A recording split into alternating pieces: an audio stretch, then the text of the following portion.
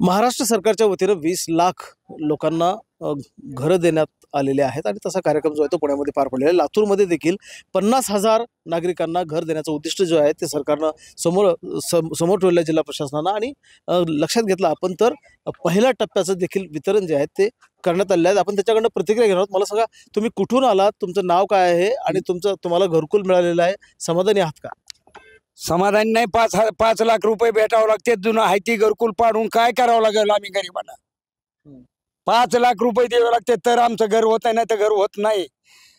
ते सिमेंट नाही त्याला येत, पुन्हा इटा येत नाहीत, गौंडी काम करीत नाहीत, पाणी त्याला नाही, नळाचं पाणी नळपट्टी मागतेत, हा वाळू त्याला नाही, गौंड्याला पैसे द्यायला नाही, त्याची सुद्धा भरती होत नाही 5 लाखात।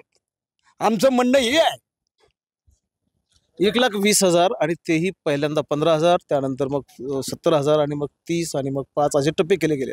टप्पे गेले प्रत्येक हुजू तर काय सांगावं लागेल का होतंय का नाही ती होईल तेव्हाच आम्ही बोलावं लागेल ना, खरं म्हणावं लागेल ना तुम्हाला। 1,20,000 मध्ये घर कोणत्या पद्धतीने होऊ शकतो असा प्रश्न जो आहे तो या लाभार्थ्यांना पडलेला आहे। मला सांगा, तुम्ही घरकुल घेतलेला आहे, तुमचा काय अनुभव आहे? सध्या 1,20,000 मध्ये तर घर होत नाही। आणि आपण जर बघितलं तर ते कमीत कमी 5 लाख रुपये लागतात घराला। आणि आपण आता जर समजा आता आम्ही जर आता करून पाहिले ते घर, तर घर सध्या तेवढ्या पैशामध्ये होत नाही। त्याला बांधकाम करायला कमीत कमी ते आता निस्ती वाळूची गाडी घ्यायची असेल तर 50,000 रुपये लागतात, खडी घ्यायची असेल आणि ती माल जर शहरातून खेड्यात न्यायचा असेल तर ती माल वाहतुकीला कमीत कमी 15,000 ते 20,000 रुपये लागतात। आणि आता त्याच्यामध्ये जर बांधकाम करणारे मजूर आणि ते मिस्त्री आहेत त्यांना कमीत कमी 50,000 रुपये खर्च येतोय।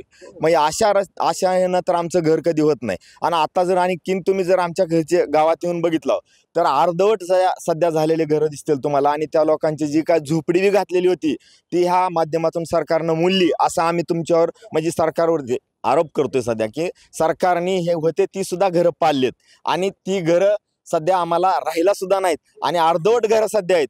ह्या 1,20,000 मध्ये काही सुद्धा होत नाहीये आणि घरच तयार होत नाही, तर सरकारनं 5 लाख रुपये देवे अशी आमची मागणी आहे। बघा, ग्रामीण आणि शहरी नागरिकांमध्ये देखील भेदभाव जो आहे तो सरकारनं केला पाहायला मिळतोय। सरकार सोपस्कार करतंय घरकुलांचा।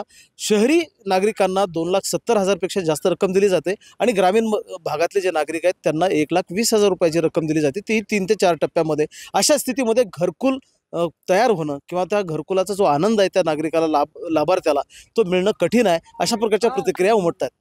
महेंद्र जोंधळे, TV9 मराठी, लातूर।